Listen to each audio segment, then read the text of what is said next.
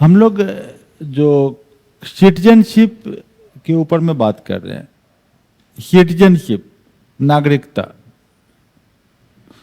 ये जो टॉपिक है, ये टॉपिक कॉन्स्टिट्यूशन प्रोविजन में हम लोग आते हैं, आर्टिकल 5 से 11 के बीच में इसकी बात करते हैं सिटीजनशिप का।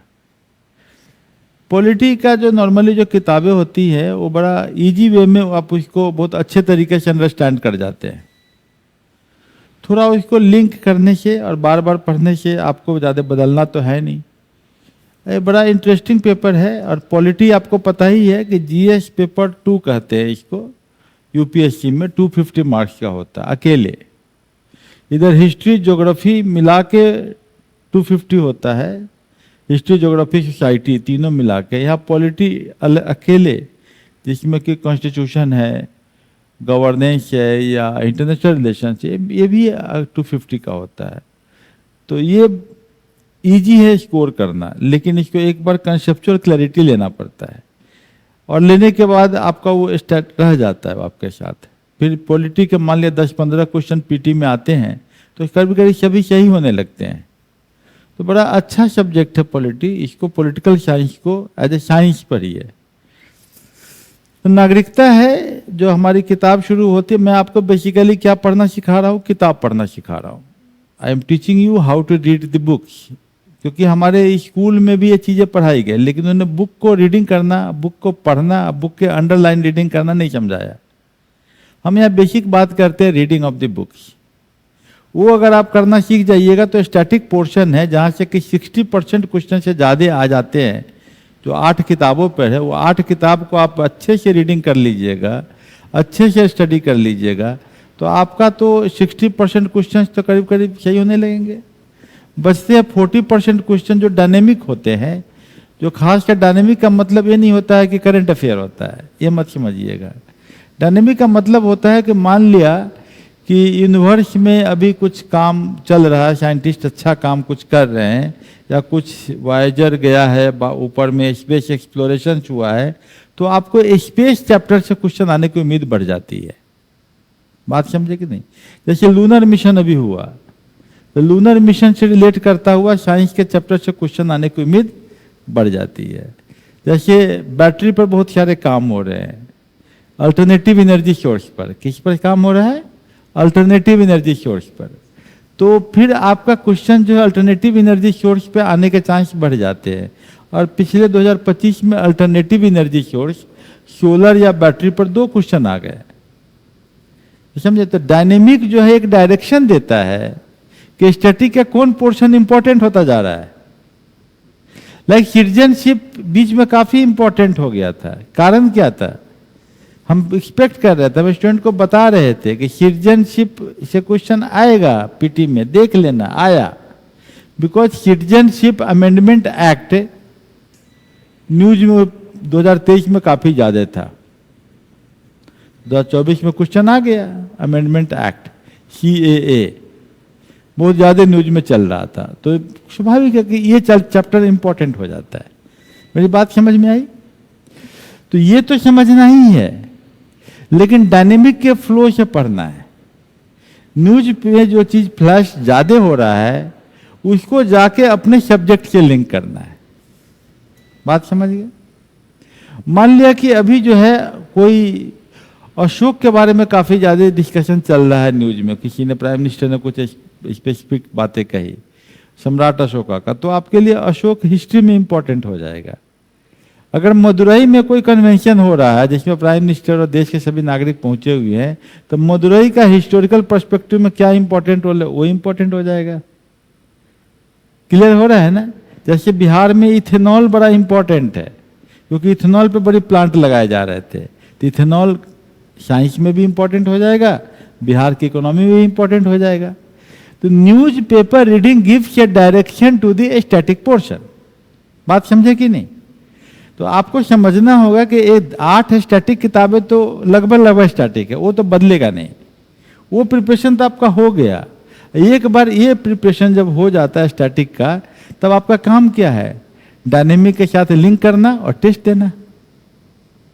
डायनेमिक के साथ लिंक करना और टेस्ट देना, यही ना काम है। ताकि आपका डायनेमिक एस्पेक्ट क्लियर होता रहेगा। एवरी ईयर यूपीएससी का क्वेश्चन बदल जाता है। स्टैटिक किताबें तो नहीं बदलती हैं, किताबें तो वही रहती हैं, लेकिन क्वेश्चन बदलता है, चूंकि डायनेमिक एस्पेक्ट बदल चुका रहता है, वो पोर्शन इंपॉर्टेंट हो चुका रहता है। क्लियर है ना?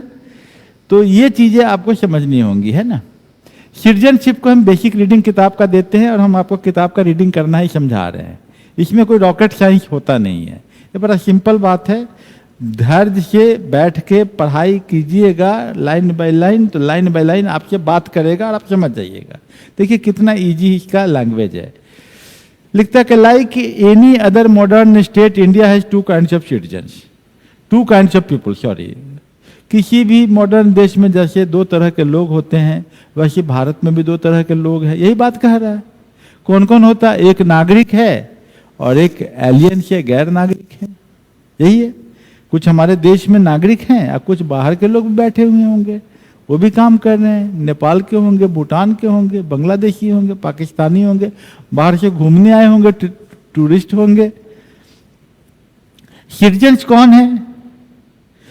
भारत के, जो भारत देश के मेंबर है, यहाँ के हैं, चाहे उनका जन्म हुआ होगा किसी खास पीरियड से पहले, चाहे वो जहां जन्म हुआ होगा भारत देश की सीमा के अंदर में रहा होगा, या उसके माँ बाप भारतीय रहे होंगे, है ना, या उन्होंने सिटीजनशिप एक्वायर किया होगा। यही समझो फॉर्मूला होगा। डिफरेंट फार्मूला के लिए डिफरेंट आर्टिकल्स है। ये कभी मैचिंग में पूछ सकता है, स्टैटिक क्वेश्चन है, कभी भी नहीं बदलेगा। तो ये बात है कि और वो मानता है कि हम सिटीजन, वो allegiance to it, they enjoy all civil and political rights. वो सिविल राइट्स है, पॉलिटिकल राइट्स है। क्लियर है? आपके पास कोई सिटीजन होने का प्रमाण पत्र है? क्या है? कि आप सिटीजन है भारत देश के, क्या प्रमाण पत्र है आपके पास?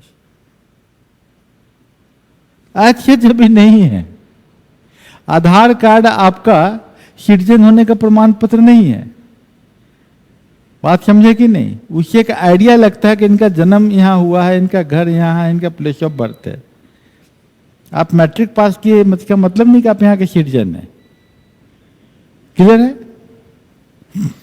आपके यहाँ ये व्यवस्था भी बहुत खास नहीं आया हुआ है, इसलिए सिटीजनशिप अमेंडमेंट एक्ट आया था, ताकि एक नेशनल पॉपुलेशन रजिस्टर बने और उसके आधार पर आपको सिटीजनशिप स्टेटस का एक कार्ड दिया जा सके, ताकि हम बता सके कि आप सिटीजन हैं। क्लियर है ना? समझ में? जैसे आप पासपोर्ट बनाने जाते हैं तो बड़ी प्रक्रिया से गुजरना पड़ता है, तब जाके होता है कि भाई ये सिटीजन है। समझ में आ रहा है? तो ये जो है सिविल एंड पॉलिटिकल राइट्स आपको मिलता है। कैसे कि आप अभी एमएलए का इलेक्शन में खड़ा होंगे तो एक प्रक्रिया से गुजरना होगा, जिस प्रक्रिया से आपको प्रूफ करना है कि हम सिटीजन हैं, तब आप इलेक्शन में खड़े हो सकते हैं। आप अगर वोटर है, इसका मतलब ये नहीं कि आप सिटीजन हैं। इसलिए एसएआर का प्रोविजन आया है। ये सब चीजें समझनी होंगी। नहीं, क्योंकि इंटरव्यू में ऐसा क्वेश्चन बनता है, आप कैसे प्रूव करोगे कि you are a citizen of India? बोलोगे sir there are so many evidences by which I can prove. तो क्या आपके पास कोई सिटीजनशिप का स्टेटस का कार्ड नहीं है? तो नहीं, नो इट्स नॉट देयर। हम लोग उस प्रोसेस को रिफाइन करने की कोशिश कर रहे हैं। ये होना भी चाहिए ताकि सबको पता लगे कि सिटीजन है। क्यों ऐसा प्रॉब्लम है? ऐसा प्रॉब्लम आता रहता है। जैसे कि कुछ लोग आसाम में बांग्लादेश से आ गए, यहाँ रह गए सालों दर साल। अब उनका जब स्क्रीनिंग हो रहा है तो पता लग रहा है कि भाई ये तो सिटीजन ही नहीं है, वोटर कैसे बन गए? किसी तरीके से वोटर कार्ड ले लिए हैं। समझे? क्योंकि आंगनबाड़ी वाले वोटर कार्ड बना देते हैं।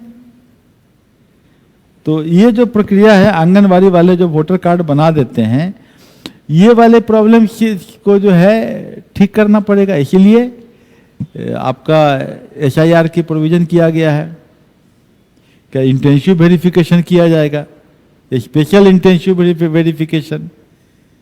तो इस प्रक्रिया से समझा जाता है कि भाई ये वोटर इनका सही है कि नहीं है। क्लियर है ना? कितने लोग तो ऐसा है कि वो एसआईआर में नाम कट गया और ऑलरेडी पहले एमएलए भी हो चुके, चूंकि वोटर उनका था। क्योंकि एमएलए बनने के लिए क्या देखा जाता है कि क्या वो वोटर था कि नहीं। अब वोटर लिस्ट में 2 नाम है तो वोट बन गया, एमएलए का उसका नॉमिनेशन दे दिया, नॉमिनेशन एक्सेप्ट हो गया और 2 बार एमएलए रह गए। इस बार असम में उनका नाम काट दिया गया। तो ये सिटीजनशिप बहुत टची इशू है कि नहीं, इसको लेकर हमेशा न्यूज में आएगा कि नहीं। तो इंटरव्यू इतना ऊपर का सवाल नहीं पूछेगा, इंटरव्यू में क्या होगा, बड़ा अंदर का सवाल पूछेगा, बड़ा टेक्निकल सवाल पूछेगा। करेक्ट, समझ में आ गया ना कि डायनेमिक से हम इसको लिंक कर लेते हैं। थोड़ा इसको एक कर देते हैं। What are aliens? एलियंस क्या है? They are citizen of some other state, वो दूसरे स्टेट के सिटीजन है। Hence they do not enjoy all civil and political rights, इसीलिए वो सभी सिविल और पॉलिटिकल राइट्स को नहीं हासिल है। एलियंस भी 2 तरह के हैं। अब इसमें क्या प्रॉब्लम होता है, कभी न्यूज में आता है कि एक हमारे सीनियर सिविल सर्वेंट थे, उनके हस्बैंड जो थे ऑस्ट्रेलिया के थे और उनकी पोस्टिंग हो गई आसाम के कुछ रीजन में, तो वो बेचारी वहाँ जॉब तो कर रही थी और उसके हस्बैंड को वहाँ जाने का प्रोविजन नहीं था, क्योंकि हस्बैंड ने इंडियन सिटीजनशिप नहीं लिया था। तो हस्बैंड उस स्टेट में उस जगह पर नहीं जा सकते जहाँ उनकी पोस्टिंग हुई थी। मेरी बात समझ गए ना। तो जो एलियंस हैं, जो हमारे सिटीजन नहीं है, उनको सब जगह घूमने का राइट नहीं है, कुछ जगह नहीं भी जा सकते हैं। बात समझे, चाहे आपके हस्बैंड ही क्यों ना हो, आप आईपीएस है, आपके हस्बैंड होंगे, नहीं जा सकते, रूल है, वहाँ नहीं पहुँचेंगे वो, उनको वहाँ मना होगा या उनके लिए स्पेशल प्रोविजन कहीं बनाना पड़ेगा, ऊपर से कहीं बात करनी पड़ेगी। तो एलियंस 2 तरह के हैं, और तो चूंकि उनको परमिशन बाद में दे दिया गया, चूंकि वो फ्रेंडली एलियंस थे। फ्रेंडली एलियंस मतलब कि वो ऐसी कंट्री से थे जिसका रिलेशन हमारे साथ अच्छा रहता, लेकिन वो पाकिस्तानी होंगे या इस तरह के होंगे, तो उनको जो है सो एनिमी एलियंस को नहीं देते हैं। कुछ ऐसे कंट्री जो हमारे साथ लड़ाई में है, वॉर में है, वैसे एलियंस को परमिशन नहीं मिलता सब जगह घूमने का, सब व्यापार करने का, सभी प्रॉपर्टी खरीदने का, नहीं मिलता है। नेपाल के कुछ नागरिकों को भारत में संपत्ति रखने का अधिकार हाल तक मिला हुआ था, लेकिन अभी कुछ दिनों से उस राइट के ऊपर में हुआ कि दिक्कत हो रही है उनको, और उनके प्रॉपर्टी पर अपना राइट क्लेम नहीं कर पा रहे हैं। बात समझे ना। तो ये जो सिटीजनशिप का जो इशू है, इस इशू को थोड़ा सा टेक्निकलिटीज के साथ लाइन बाय लाइन एग्जाम्पल के साथ पढ़ने की जरूरत है। यहाँ एग्जाम्पल तो नहीं दिया हुआ है, लेकिन मैं क्या कर रहा हूं, इसको जोड़ रहा हूं किसके साथ, डायनेमिक पोर्शन के साथ, कि किस तरह की समस्याएं अभी हाल में दिख रही हैं। Exclusive rights and privileges of citizen, citizens को एक्सक्लूसिव राइट्स मिला हुआ है, एलियंस को ये राइट नहीं मिला हुआ है। क्या क्या राइट मिला हुआ है कि इनको जो right against discrimination on ground of religion, race, caste, sex, place of birth, सभी हमारे सिटीजन बराबर हैं, लेकिन एलियंस हमारे बराबर हो जाएंगे, नहीं होंगे, उनके साथ डिस्क्रिमिनेशन होगा, उनको सभी नौकरी नहीं मिलेगी। जैसे भूटान के नागरिक को आईएएस बनने का अधिकार है, नेपाली सिटीजन भी हमारे यहाँ कुछ प्रोविजन है जिसमें कि आप सिविल सर्विसेज में आप आ सकते हैं। बात समझे कि नहीं, नेपाल के सिटीजन को राइट्स है, लेकिन पाकिस्तान के सिटीजन को राइट नहीं है। बात समझे। तो यहाँ पर नौकरी करने के कुछ प्रोविजंस हैं जो कि नेपाल और भूटान के नागरिकों को है, लेकिन पाकिस्तान के नागरिकों को नहीं है। तो राइट, लेकिन हिंदुस्तान के तो सबको राइट है। Right to equality, public employment, article 16 की बात कर रहा है, पब्लिक एम्प्लॉयमेंट की बात करता है। Right to freedom of speech, expression, ये सब एसोसिएशन, मूवमेंट बोले थे ना कभी, हमारे लोग कहीं भी आ जा सकते हैं, कर सकते हैं, लेकिन वो नहीं कर सकते एलियंस जो हैं दूसरे देश के लोग।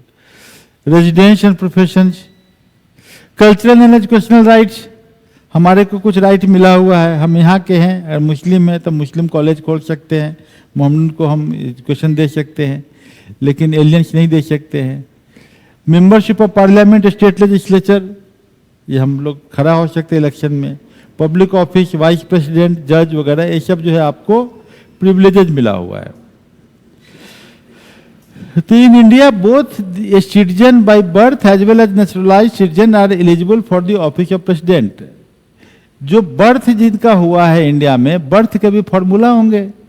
1987 के पहले जिसका बर्थ हुआ नेचुरल सिटीजन हो गया, बाद में उसको रिवाइज कर दिया गया कि 1992 के पहले जिसका जन्म यहाँ हुआ वो नेचुरल सिटीजन बन जाएंगे, प्रोवाइडेड उसके मदर एंड फादर भी यहाँ से जन्म लिया हो।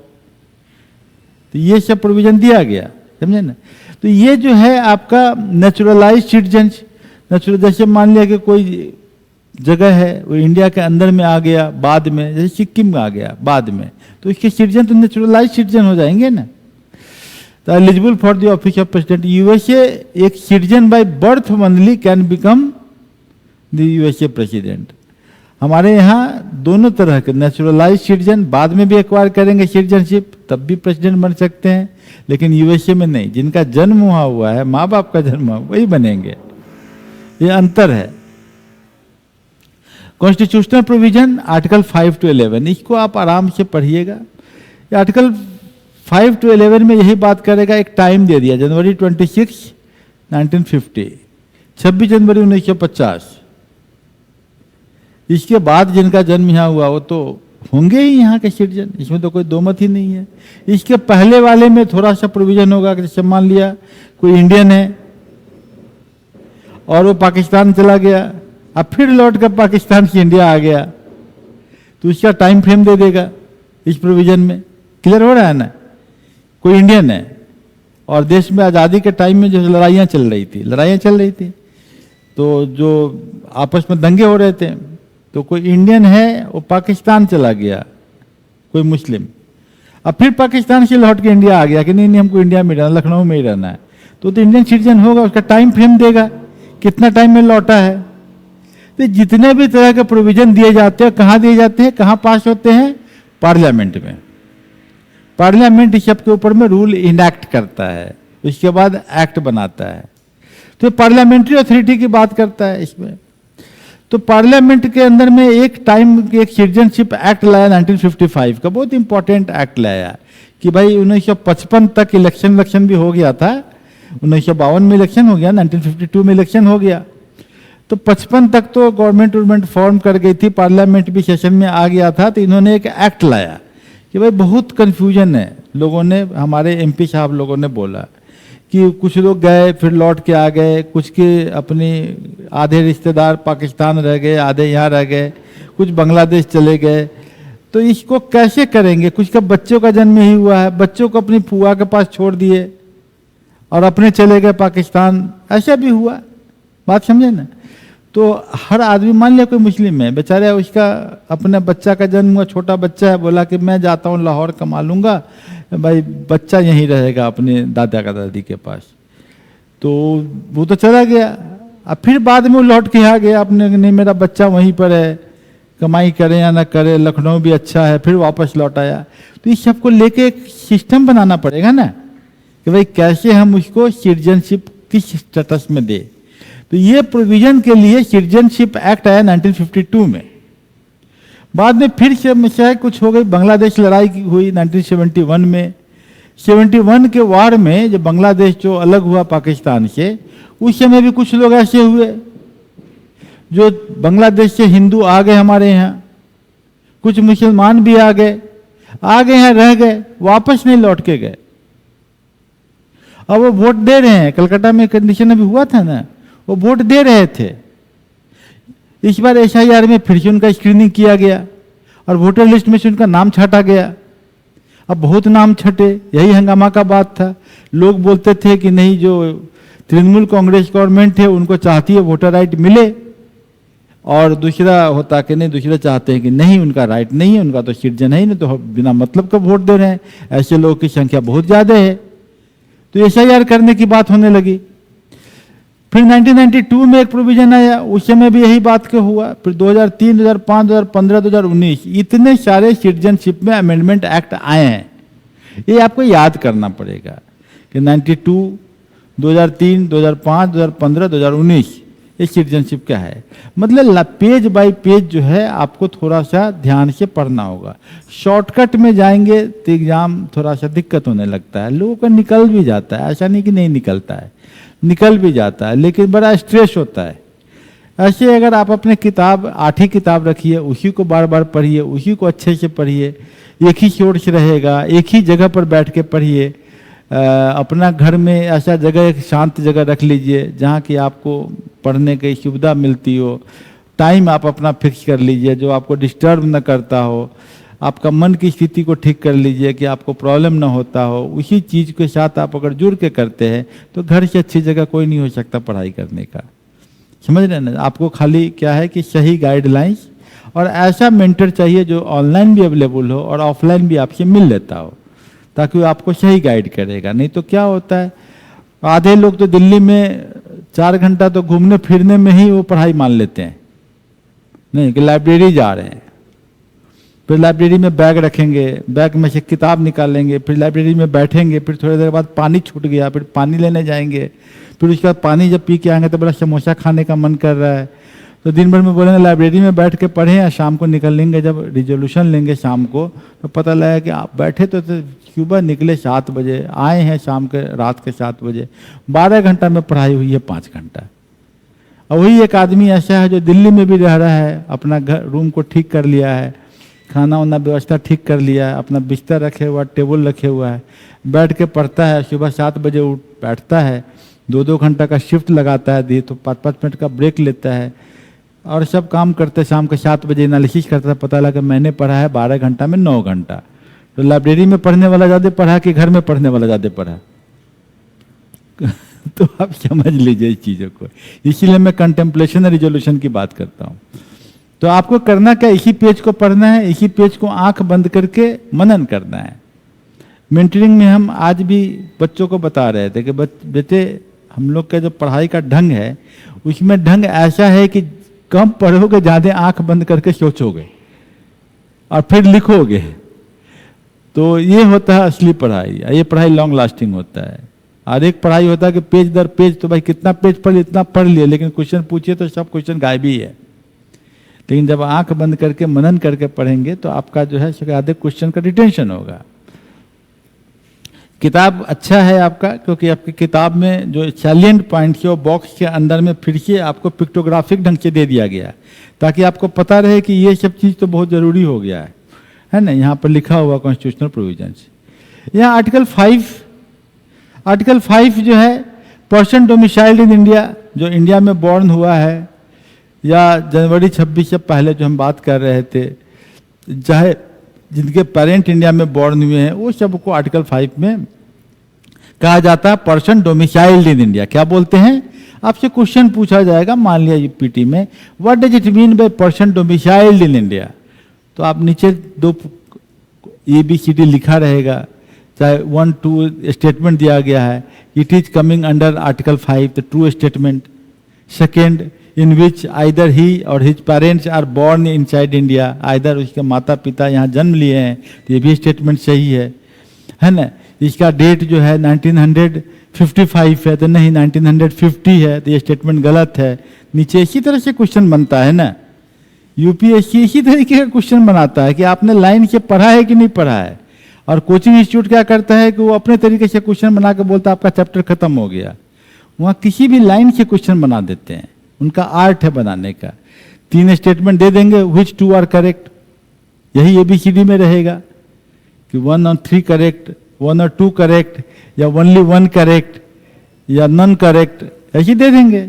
तो आपको देखना कि 2 इसमें करेक्ट है, 1 नहीं है, यही क्वेश्चन हो गया। समझ गए ना। तो इस सब का तोड़ क्या है कि आप जब पढ़ें तो आंख बंद करके तो which is true, which is false, कैसे ठगेगा, ये उसी समय सोचते रहिए, ये ऐसे करके ठग लेगा। पर्सन माइग्रेटेड फ्रॉम पाकिस्तान, ये बात मैंने पहले भी बोला, आर्टिकल 6 है, person migrated from Pakistan. Person who migrated to India from Pakistan, Pakistan से आए इंडिया में बस गए, बिकेम ए सिटीजन, जैसे सुनील दत्त है ना, संजय दत्त के पिताजी, तो ऐसी स्थिति थी उनकी कि इंडिया पाकिस्तान उनका जन्म था। लाल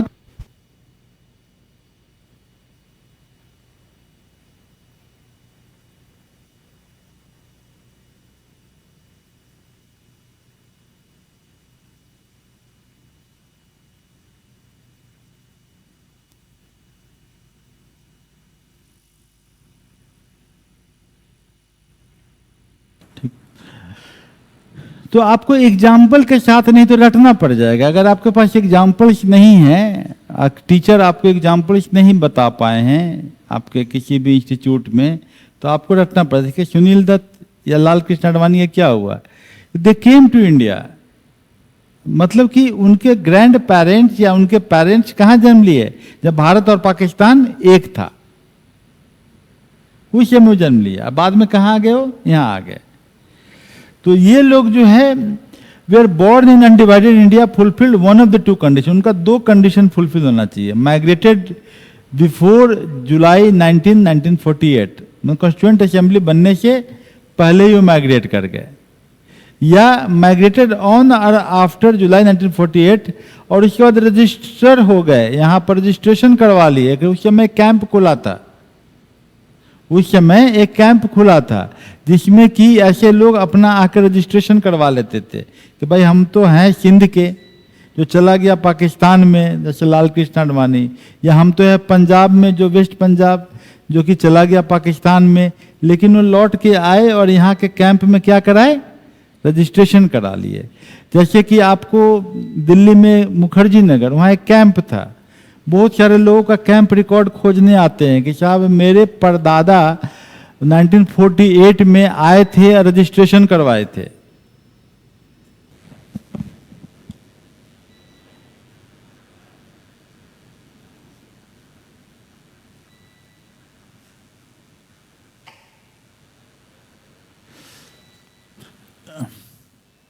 स्टार्ट हो गया। तो हम लोग देख रहे हैं कि ये आर्टिकल 5, आर्टिकल 6, आर्टिकल 7 और आर्टिकल 8 ये 1948 के आसपास के बनाए गए आर्टिकल्स हैं, क्योंकि उस समय देश की स्थिति ऐसी हो गई थी कि भारत और पाकिस्तान डिवीजन हो रहा था, रेड क्लिफ लाइन बन रहा था। रेड क्लिफ लाइन आपको ज्योग्राफी में बहुत इंपॉर्टेंट है, वो आपको पूछ देता क्वेश्चन कि कौन लाइन किसको ये कर रहा है। तो ये जो रेड क्लिफ लाइन बन रहा था उस समय कुछ पाकिस्तान का पॉपुलेशन इंडिया आ रहे थे, इंडिया का पॉपुलेशन पाकिस्तान जा रहा था। इस कारण से ये एक्ट जो है उस कॉन्टेक्स्ट में आपको पढ़ना चाहिए। Then we come to this other constitutional provision regarding citizenship. जैसे आर्टिकल 9 है, 5, 6, 7, 8 तो देख ही लिया। ये बोलता है कि कुछ देशों में ऐसा है कि एक आदमी 2 देशों का नागरिक बन सकता है। जैसे नेपाल में कुछ दिन पहले ऐसा था कि लोग नेपाल के सिटीजन होते थे और इंडिया के भी सिटीजन हो सकते थे, लेकिन इंडिया में इसका भी नहीं रहा है। इंडिया में है कि you can only B citizen of only one nation, that is India. अगर सिटीजन है तो दूसरे देश का सिटीजनशिप ले लीजिएगा तो आप जो है सो नागरिक भारत के नहीं रह जाएंगे। जैसे ज्यूज लोग हैं, ज्यूज लोगों के साथ ये बात है, वो कहीं का भी सिटीजन रहे लेकिन they are considered as citizen of Israel also. तो ये जरूरी नहीं है, यहाँ पर क्या है, ड्यूअल सिटीजनशिप नहीं है। यही लिखा है, no person shall be citizen of India और to be deemed to be citizen of India. Article 10 वही कॉन्स्टिट्यूशनल राइट की बात करता है। यही कुछ आर्टिकल्स है ना 5 से 11 तक जो सिटीजनशिप की बात करता है। कभी कभी यही क्वेश्चन आ जाता है कि कौन सा आर्टिकल सिटीजनशिप राइट की बात करता है, तो भाई आर्टिकल 5 टू आर्टिकल 11 यही ना, यही बात है, सीधा आंसर निकल जाएगा। तो every person who is deemed to be citizen of India shall continue to be citizen. ये जो सिटीजन है इंडिया का वो तब तक सिटीजन रहेगा जब तक कि पार्लियामेंट कोई नियम न ले आए। जैसे SIR ले आया पार्लियामेंट तो स्वाभाविक है वोटर राइट उसका कट जाएगा। सिटीजनशिप अमेंडमेंट एक्ट ले आएगा तो स्वाभाविक बात इसके आधार पर सिटीजनशिप बनने लगेगा। समझ गए ना। ये सिटीजनशिप अमेंडमेंट एक्ट कंट्रोवर्सी में क्यों था, ये क्वेश्चन आपका इंटरव्यू में पूछ सकता है। क्योंकि दिक्कत हुई थी आसाम में। आप देखिएगा ये बांग्लादेश है, यहाँ पर मान लिया ऐसे करके बांग्लादेश का मैप जा रहा है, ऐसे बांग्लादेश सपोज ऐसे है, और इसके इस पोर्शन में तो पूरा आसाम ही है, मतलब मेघालय या आसाम है। तो कुछ लोग आसाम में चले गए मुस्लिम्स लोग और यहाँ पर जाकर रुक गए, कुछ त्रिपुरा में आ गए। इस एरिया में आसाम में खासकर प्रॉब्लम हो गया कि बार बार जो है सिटीजन्स का बांग्लादेशी का आना जाना लगा रहा है। तो वहाँ पर जो MLA कॉन्स्टिट्यूंसी है उसमें मुस्लिम वोट बड़ा इंपॉर्टेंट हो जाता है, तो उनको हटाने के लिए सिटीजनशिप अमेंडमेंट एक्ट की बात होने लगी।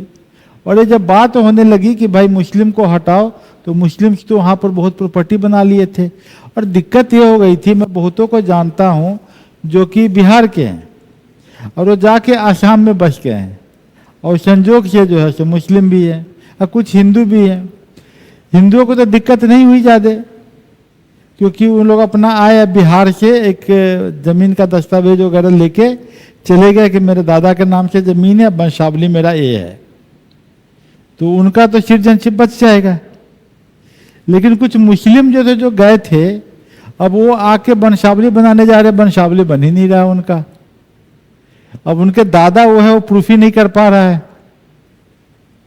अब बेचारा यहाँ पर दौड़े जा रहा है कि भाई हमको कहीं से कोई सर्टिफिकेट बन जाए, मेरा वंशावली बन जाए, मेरा बन जाए कि हम मेरे दादा यहाँ के डोमिसाइल थे और उन्हीं के हम पोता है जो कि हम आसाम चले गए थे। अब उनका नाम सिटीजनशिप से कहीं हट जाएगा, ये सोचते हो कि बांग्लादेश से आया है तो बड़ा गड़बड़ होगा। इसीलिए मुस्लिम लोगों ने काफ़ी विरोध किया कि भाई हमारा तो प्रॉब्लम हो रहा है, हम यूपी से चले गए आसाम में, अब हमें बोला जा रहा है कि तुम जो है बांग्लादेशी हो। हमारे तो दादा परदादा इंडियन थे, इंडियन मतलब कि यूपी वाले थे, बिहार वाले थे। बात समझ रहे हैं ना? तो बातों को अंदर तक समझो, ये खाली रटना नहीं है। एक एक लाइन में कोई ना कोई एक केस चल रहा होगा न्यूज़पेपर में, कहीं ना कहीं कहानियां बन रही होंगी, इस कॉन्टेक्स्ट में समझना है। तो समझे ना? तो आर्टिकल 10 बोलता है कि हर आदमी सिटीजन है, जब तक कि पार्लियामेंट का एक्ट लेके उसको हटाओ नहीं, तो अब तक तो बेचारा बचा हुआ है आसाम का वो सिटीजन, वो वोट भी दे रहा है, लेकिन पार्लियामेंट बोल रहा है कि नहीं हम सिटीजनशिप अमेंडमेंट एक्ट ले आएंगे। अब जो है उसको दिक्कत होगी कि भाई तुम हो कि नहीं, प्रूफ करो। तो क्या करेगा? कहीं उसका जमीन होना चाहिए, कहीं उसका दादा का जन्म होना चाहिए, कहीं उसके पिता का जन्म होना चाहिए हिंदुस्तान में। वो प्रूफ करने के लिए उसको कहाँ आना पड़ेगा? बिहार से गया है आसाम में, रहने लगा आसाम में, उन्हीं मुसलमानों की बस्ती में रहने लगा जो बांग्लादेश से आए थे। आप समझे कि नहीं? और उसको तो प्रूफ करना बहुत मुश्किल काम हो जाएगा ना। समझ रहे हो मेरी बात को? आपको समझनी चाहिए, इसलिए क्योंकि जो बर्निंग इशू होता है उसको रिलेट करता हुआ किताब से क्वेश्चन पूछा जाता है, सीधा सीधा नहीं। कोई ना कोई मामला फंसा होता है कहीं, तो वो क्वेश्चन ज्यादा आने की संभावना बन जाती है। समझे? Article 11 parliamentary power, parliament shall have the power to make any provision with respect to acquisition और टर्मिनेशन ऑफ सिटीजनशिप। ये कौन सा आर्टिकल है भाई जिसके अंतर्गत सिटीजनशिप अमेंडमेंट एक्ट बन रहा था? आर्टिकल 11। यही तो क्वेश्चन आई इसने पूछ दिया कि अंडर किस आर्टिकल सिटीजनशिप अमेंडमेंट एक्ट का लाया गया। ऐसे क्वेश्चन बीपीएससी में पूछे जाते हैं। तो आपको एक ऐसा मेंटर चाहिए जो जब स्टैटिक पढ़ाए तो आपको लिंक कर दे और आपके दिमाग में ऐसी भावना आ जाए, ऐसा आपका ट्रेनिंग हो जाए कि जब आप डायनेमिक पढ़े तो किताब से आप लिंक कर लो, क्वेश्चन सब बन जाएंगे। समझ गए? तो ये तो आपको मैंने इसका हाईलाइट कर दिया, what are the parliamentary power का कंटिन्यूअस राइट्स है। एक्विजिशन ऑफ सिटीजनशिप, अभी तक जो हम बात कर रहे थे आर्टिकल 5 to 9 तक, ये कर रहे थे 1948 के आसपास में। 10-11 जो है हम बात कर रहे थे पार्लियामेंट के पावर के बारे में। सिटीजनशिप कैसे एक्वायर कर सकते हैं ये थोड़ा दिया हुआ है। बाय बर्थ टाइम दिया हुआ, देख ही लीजिएगा कि किस टाइम के पहले जन्म हुआ है तो आपका सिटीजनशिप बन जाएगा। उसके बाद आपका क्या दिया हुआ है इस बुक में, ये आपको यहां तक तो समझ में। बाय रजिस्ट्रेशन, कि रजिस्ट्रेशन से भी हम आपको बताए ना कि मुखर्जी नगर में रजिस्ट्रेशन कैंप बना हुआ था, दिल्ली में, पटियाला में बना हुआ था, अमृतसर में बना हुआ था, हर बॉर्डर एरिया में, कलकत्ता में भी बना हुआ था उस टाइम में। तो सेंट्रल गवर्नमेंट में on an application register as a citizen of India पर पर्सन, जो बाहर से भी आए हैं ये है रजिस्ट्रेशन कर सकते हैं। अभी एक एक्ट लाए कि जो भी हिंदू, सिख, बौद्ध, ईसाई, मतलब मुस्लिम छोड़ दीजिए, ये सभी लोग जो पाकिस्तान या बांग्लादेश में है, इंडिया में आए हैं, तो अंडर नेचुरलाइजेशन प्रोसेस उनको जो हम सिटीजनशिप का रजिस्ट्रेशन कर देंगे। एक एक्ट आया पार्लियामेंट का, बड़ा न्यूज में आया था एक्ट, मुस्लिम को छोड़ के बाकी के लिए, कि भाई उनको वहां से भगा दिया जाता है तो उनको हम इंडिया में सिटीजनशिप दे देंगे। इस कॉन्टेक्स्ट में रजिस्ट्रेशन वाला क्वेश्चन भी इंपॉर्टेंट बन जाता है, क्योंकि न्यूज में आया था, तो इसको उस कॉन्टेक्स्ट में पढ़िएगा। रजिस्ट्रेशन हमने दे दिया। बाय नेचुरलाइजेशन, कि सेंट्रल गवर्नमेंट में grant certificate of naturalisation, naturalisation if they are subject to citizen of any country, इसी कॉन्टेक्स्ट में बात है। नेचुरलाइजेशन प्रोसेस हम दे सकते हैं। एक यहाँ पर है बाय इनकॉर्पोरेशन ऑफ टेरिटरी, जैसे सिक्किम हो गया, सिक्किम इंडिया में आ गया सिटीजनशिप। मान लिया कि नेपाल के बीच में एक नदी बह रही है बागमती, कौन नदी है? बागमती। बागमती बाढ़ में, जैसे इधर नेपाल है और इधर इंडिया है, अब बागमती का धारा बदल गया, ऐसे हो गया, तो ये पार्ट तो इंडिया बन जाता है ना, बात समझे ना। तो इस प्रोसेस में टेरिटरी अगर मेरे पास आ गया तब तो इंडियन सिटीजन बनाना पड़ेगा उनको, समझ गए? अगर ऐसे हो गया तो ये गांव चला जाएगा नेपाल में, तो सिटीजन हो जाएंगे नेपाली। हो सकता है ना ऐसा? ये प्रोविजन है यहाँ पर कॉन्स्टिट्यूशन में। लॉस ऑफ सिटीजनशिप कैसे छोड़ सकते हैं? आप छोड़ दीजिए, रिनंसिएशन कर दीजिए, या टर्मिनेशन, कोई आदमी का सिटीजनशिप टर्मिनेट कर दिया जाता है। डिप्राइवेशन मतलब कुछ को हटा दिया जाता है। ये सब प्रोविजन है कि कोई आदमी फ्रॉड कर रहा है, तो सिटीजनशिप स्टेटस हटाया जा सकता है। तो ये आपका प्रोसेस है। सिंगल सिटीजनशिप मैंने समझा ही दिया है। एजुकेशनल कंसेशन की बात हो ही गई है। अब एक इस कॉन्टेक्स्ट में कुछ एक इम्पॉर्टेंट आर्टिकल 9 में एक सिंघवी कमेटी आया था, जो सितंबर 2000 में उसने बात किया कि सिटीजनशिप को कैसे हम डिस्कस करेंगे। बात किया उसने, एक होता है ओवरसीज सिटीजन ऑफ इंडिया। ये ओवरसीज सिटीजन ऑफ इंडिया जो है, इसकी ये बात कर रहे हैं कि who are the overseas citizen of India और पर्सन ऑफ इंडियन ओरिजिन। तो 16 स्पेसिफाइड कंट्रीज का नाम दिया, जिसमें पाकिस्तान और बांग्लादेश को छोड़ दिया, और वैसे सिटीजन को हम इनकॉर्पोरेट करके अंडर दिस एक्ट इंडिया के सिटीजन बना सकते हैं। कौन सा कमीशन था भाई? एल.एम. सिंघवी। ये आपको मैचिंग में पूछ सकता है कि कौन सा कमीशन सिटीजनशिप एक्वायर करने की बात करता है, तो एल.एम. सिंघवी कमीशन की बात हो रही है यहाँ पर। और ये आपका ऑलमोस्ट हमें लगता है कि किताब इसको पढ़ने के लिए कोई इसमें आपको कंफ्यूजन नहीं होना चाहिए। If any confusion is there, I am there with you, है ना। हम आपको फिर से गाइड कर देंगे, थोड़ा line by line, under the line. इस चैप्टर को अगर आप पढ़ते हैं, आप इसकी कॉपी यहाँ से ले भी सकते हैं। बुक भी आपको अवेलेबल हो जाएगा, जब पूरे चैप्टर कंपाइल हो जाएंगे तो बुक बन जाएगा। बुक बन जाएगा तो बुक ही आपको एक साथ मिल जाएगा। वो हिंदी और इंग्लिश दोनों में बुक बन जाएगा।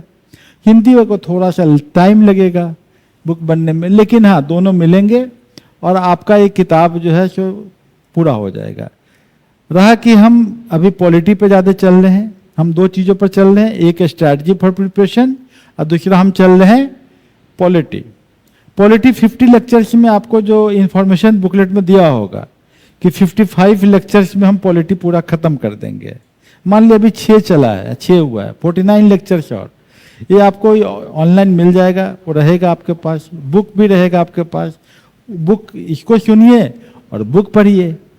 फिर उसके बाद जो है टेस्ट पेपर पॉलिटी का as a whole section wise, chapter wise उसके बाद शुरू करेंगे, ताकि आपको रहे कि पॉलिटी पर पूरा हमारा फोकस हो गया। Then we will come to history. फिर हम हिस्ट्री का लेक्चर सीरीज चालू करेंगे। फिर हिस्ट्री जो है करीब 60-65 लेक्चर में खत्म होगा। 60 आवर्स का कोर्स होगा, तो 60 आवर्स में आपका हिस्ट्री खत्म हो जाएगा। पेशेंटली पढ़ते जाइए, आराम से, कोई दिक्कत नहीं है, घबराहट नहीं करना है ना। एकदम आराम से पढ़ते जाइए, धीरे धीरे करके पूरा आपका 8-9 महीना में पूरा खत्म हो जाएगा। समझ गए? यही है हमारा। फिर ज्योग्राफी होगा, उसके बाद ज्योग्राफी आपका वही ऑलमोस्ट 55 लेक्चर उसका भी है। हो सकता है ज्योग्राफी बाद में थोड़ा बढ़ भी जाए, क्योंकि ज्योग्राफी में डायनेमिक एस्पेक्ट्स आते हैं। इकोनॉमी का भी वही हाल है। इकोनॉमी धीरे धीरे अब न्यूज़पेपर में शिफ्ट कर जाएगा। इकोनॉमी का जितना स्टैटिक है वो हो जाएगा, उसके बाद कहाँ शिफ्ट करेगा? न्यूज एनालिसिस में। फिर वो डेली चलता रहेगा। जब आपकी 8 किताबें खत्म हो जाएंगी तब आपका न्यूज़पेपर एनालिसिस शुरू हो जाएगा। फिर वहाँ से फिर आपको बैलेंसिंग होता रहेगा सब किताबों से। यही स्ट्रैटेजी है आपकी तैयारी का, ठीक है ना? Okay, thank you.